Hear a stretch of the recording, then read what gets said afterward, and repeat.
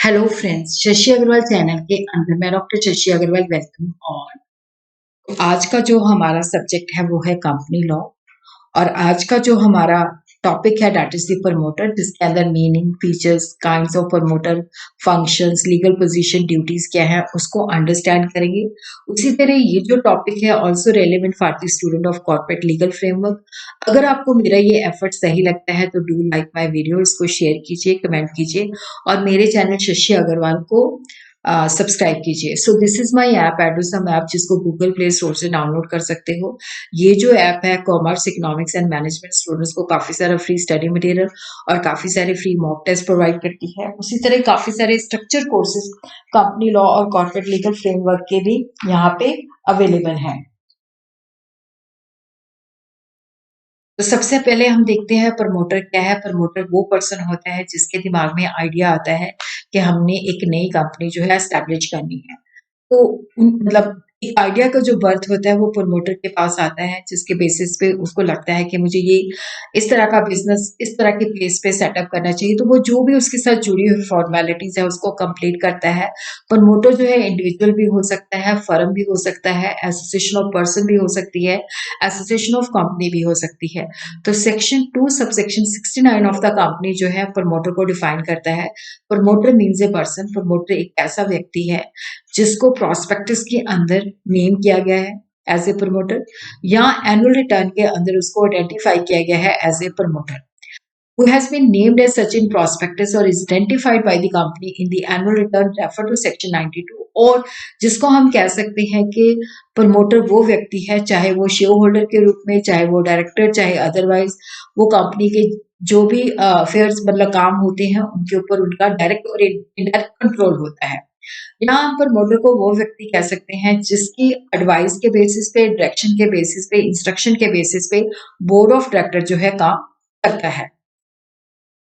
देखो, जो प्रमोटर है जिसके दिमाग में आइडिया आता है कि मैंने बिजनेस को सेटअप करना है, तो वो कंपनी की जो आइडिया आता है उसकी डिटेल में इन्वेस्टिगेशन होती है कि ये आइडिया जो है फ्रूटफुल है, क्या इसको हम प्रैक्टिकली शेप दे सकते हैं, इसकी वायबिलिटी क्या है, इसकी प्रॉफिटेबिलिटी क्या है।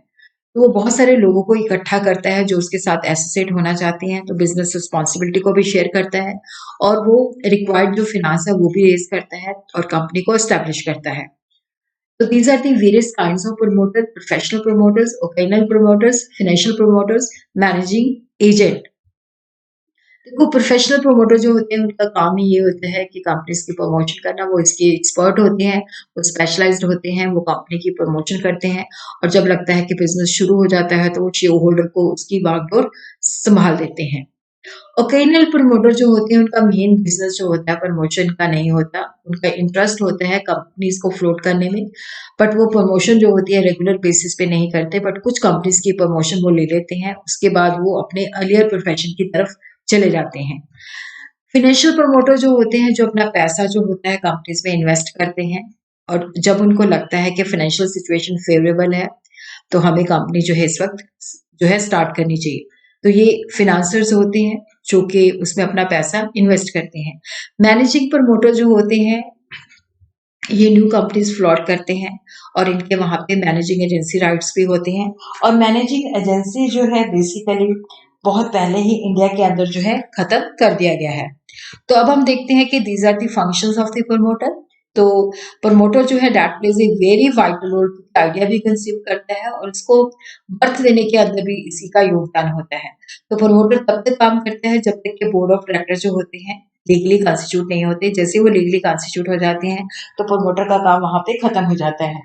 तो discovery of an idea, promotion stage वहां पे शुरू होती है जब प्रमोटर के दिमाग में आता है कि मुझे एक ऐसा बिजनेस जो है सेटअप करना चाहिए या पुराने बिजनेस को एक्सपैंड करना चाहिए। और उसी के बेसिस पे क्या होता है कि जो प्रमोटर है वो डिटेल इन्वेस्टिगेशन करता है, कितनी लागत आएगी, कितना प्रॉफिट है, कितनी प्रोडक्शन प्रोसेस किस तरह का होगा, डिमांड किस तरह की होगी। तो यहाँ पे जो डिटेल इन्वेस्टिगेशन है जिसके बेसिस पे वो असेस करता है कि इसकी प्रॉफिटेबिलिटी क्या है, वायबिलिटी क्या है।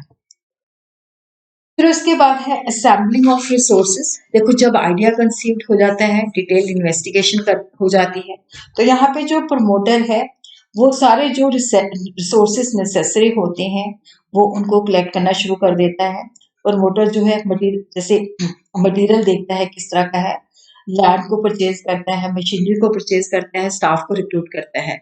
Naming a company, the promoter has to select a name of the company.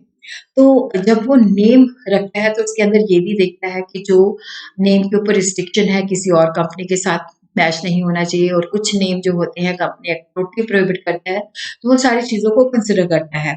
और उसी तरह प्रमोटर जो है ये भी डिसाइड करता है कि कंपनी का जो हेड ऑफिस है, जो रजिस्ट्रेशन ऑफ मतलब जो है वो यहाँ पे सिचुएटेड होगा, ये लोकेशन होगी, तो वो भी इसके अंदर डिसाइड करता है। उसी तरह वो प्रिलिमिनरी डॉक्यूमेंट जब हम कंपनी एक आर्टिफिशियल पर्सन है तो लीगल प्रोसेस जो है फॉलो करना पड़ता है, तो इसके लिए ये memorandum of association, article of association बहुत इंपॉर्टेंट होते हैं, तो वो उसकी तैयार करवाता है। और उसी तरह प्रिलिमिनरी कॉन्ट्रैक्ट, क्योंकि कंपनी एग्जिस्टेंस में नहीं आती तो वो जो है बहुत सारे कॉन्ट्रैक्ट जो है एंटर करता है। इस तरह bankers, brokers, solicitors and underwriters को भी अपॉइंट करता है। और बिजनेस, अगर उसने कोई बिजनेस जो है एग्जिस्टिंग बिजनेस परचेज करना है तो उसके लिए भी नेगोशिएशन करता है, या जो मटेरियल परचेज करना है या मशीनरी परचेज करना है तो उसके लिए भी नेगोशिएशन करता है। और उसी के बेसिस पे क्या होता है कि वो रिक्विजिट नंबर ऑफ पर्सन को भी कलेक्ट करता है। जैसे प्राइवेट लिमिटेड कंपनी है तो वहाँ पे मिनिमम 2% चाहिए होते हैं, और पब्लिक लिमिटेड कंपनी के अंदर मिनिमम 7% चाहिए होते हैं, जो कि मेमोरेंडम ऑफ एसोसिएशन और आर्टिकल ऑफ एसोसिएशन वो सब्सक्राइब करते हैं। प्रमोटर जो है ये सबराइज कर सकते हैं, जैसे नेम ऑफ द कंपनी, हमने रजिस्टर्ड ऑफिस कहाँ पे सेटअप करना है, ऑथराइज कैपिटल कितनी है, ब्रोकर्स अंडरराइटर को अपॉइंट करता है, बैंकर्स को, ऑडिटर, लीगल एडवाइजर जो है, इस तरह के काम भी जो है प्रमोटर देखता है। उसी तरह memorandum and article of association, memorandum of association जो है कंपनी का कॉन्स्टिट्यूशन है और जो कि कंपनी की बाउंड्री को डिफाइन करता है। आर्टिकल ऑफ एसोसिएशन जो इंटरनल गवर्निंग को करता है तो उसको ड्राफ्ट करता है, प्रिंट करता है।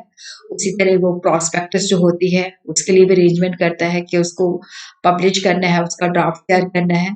प्रिलिमिनरी कॉन्ट्रैक्ट जो है एंटर करता है, और उसी तरह रजिस्ट्रेशन के लिए भी सारी फॉर्मेलिटीज जो है वो तैयार करता है, और देखता है कि अगर कंपनी जो है इशू लेके आ रही है तो उसकी मिनिमम सब्सक्रिप्शन जो है वो भी उसके लिए अरेंज करता है। तो legal position of A promoter हम कह सकते हैं कि देखो जो प्रमोटर है ना तो ट्रस्टी है ना ही एजेंट है, क्योंकि कंपनी अभी एग्जिस्टेंस में नहीं आई, कंपनी का अभी बर्थ नहीं हुआ। तो प्रमोटर का जो रिलेशन है फिड्यूशियल पोजीशन का है, जिसको हम कह सकते हैं ट्रस्ट का रिलेशन है। तो यहाँ पे लीगल पोजीशन ये है कि जब प्रमोटर का फिड्यूशियरी रिलेशन है तो उसने कोई सीक्रेट प्रॉफिट नहीं कमाना। अगर उसने कोई हिडन प्रॉफिट कमाया है तो वो उसको कंपनी को वापस देना पड़ेगा। तो मतलब ये है कि जो पर्टिकुलर ट्रांजैक्शन है तो प्रमोटर ने अपना हिडन प्रॉफिट नहीं कमाना, सीक्रेट प्रॉफिट नहीं कमाना। अगर उसने कमाया है तो वो उसकी अकाउंटिंग देनी पड़ेगी, वापस करना पड़ेगा। और उसी तरह ही हम देखते हैं कि derivation of profit from the property of the company. देखो यहाँ पे जो प्रमोटर है ये नहीं है कि अपनी प्रॉपर्टी जो है कंपनी को सेल कर दे। अगर वो सेल करना चाहता है तो उसको पूरे मटेरियल फैक्ट जो है, सिग्निफिकेंट फैक्ट जो है बताने पड़ेंगे। तो अगर वो कोई प्रॉफिट कमाता है ऐसा करके डिस्क्लोज नहीं करता तो वो देना पड़ेगा। तो यहाँ पे promoter who wishes to sell his own property to the company must disclose full disclosure of his interest. देखो कंपनी जो है उस चीज को अगर वो ऐसा करता है तो उस कॉन्ट्रैक्ट को वो कैंसिल भी कर सकती है, या कह सकती है कि जो भी सीक्रेट प्रॉफिट आपने कमाया है वो कंपनी को वापस कर दीजिए। अगर प्रमोटर जो है जो भी ऑब्लिगेशन उससे डिमांड की जाती है, क्योंकि उसका जो रिलेशन होता है वो फिड्यूशियरी होता है, ट्रस्ट का होता है, तो कॉन्ट्रैक्ट को कैंसिल भी कर सकते हैं। या वो कहते हैं कि ठीक है कि हम कॉन्ट्रैक्ट को कैंसिल नहीं करते, बट जो भी तूने कोई प्रॉफिट कमाया है तो वो हमें मतलब दो, या कोई डैमेजेस कंपनी को उसकी वजह से हुए तो वो उसको कंपनसेट करने पड़ेंगे। तो प्रमोटर की ड्यूटी ये बनती है कि जो भी सीक्रेट प्रॉफिट है वो डिस्क्लोज करे, तो कोई भी हिडन प्रॉफिट वो ना कमाए। अगर वो कमाता है तो उसकी ड्यूटी है कि वो सारी मनी जो उसने सीक्रेटली अर्न की है बाय वे ऑफ प्रॉफिट उसका पूरा अकाउंट दे और वो कंपनी को वापस करे। उसी तरह to disclose all the material facts, अगर वो अपना जो है प्रॉपर्टी सेल करना चाहता है तो पूरा डिस्क्लोज करे। और उसी तरह क्या है कि देखो जो भी प्रॉपर्टी कंपनी एक्वायर करती है, जब वो प्रमोटर था तो उससे सीक्रेट प्रॉफिट नहीं कमाना, अपनी प्रॉपर्टी भी जो है प्रॉफिट पे सेल नहीं करनी। वो तभी उस सिचुएशन में कर सकता है जब वो सारे सिग्निफिकेंट फैक्ट जो होता है कंपनी को डिस्क्लोज करता है। उसी तरह promoter must take the good to the company what he has obtained as a trustee. तो प्रमोटर को ये है कि अगर उसने एज़ ए ट्रस्टी कुछ प्राप्त किया है, तो वो जो है कंपनी को दे और वहाँ से कोई भी ट्रांज़ैक्शन से उसने सीक्रेट प्रॉफिट नहीं कमाना। और ऑल द सिचुएशन के अंदर प्रमोटर की ये ड्यूटी बनती है कि वो कंपनी इंटरेस्ट को ज़्यादा इम्पोर्टेंस दे, ये नहीं कि अपने पर्सनल इंटरेस्ट के लिए काम करे। तो मतलब उसकी जो प्रायोरिटी है कंपनी इंटरेस्ट को देखना, ना कि अपना पर्सनल इंटरेस्ट। उसी तरह जब कंपनी फॉर्म करता है या एस्टैब्लिश करता है तो बहुत सारी प्राइवेट ट्रांज़ैक्शन होती हैं। तो ये जो ट्रांज़ैक्शंस हैं प्रमोटर के द्वारा उसकी ड्यूटी बनती है कि डिस्क्लोज़ करे। सारी प्राइवेट ट्रांज़ैक्शन अगर वो प्रॉफ़िट कमाता है तो वो भी। तो क्योंकि ये कंपनी के हाथ में होता है, चाहे तो वो उसको अगर वो डिस्क्लोज़ नहीं करता, वो कैंसल भी कर सकती है। और अगर वो अफ़र्म करती है तो वो कहती है कि जो भी सीक्रेट प्रॉफ़िट कमाया है वो कंपनी को देना पड़ेगा।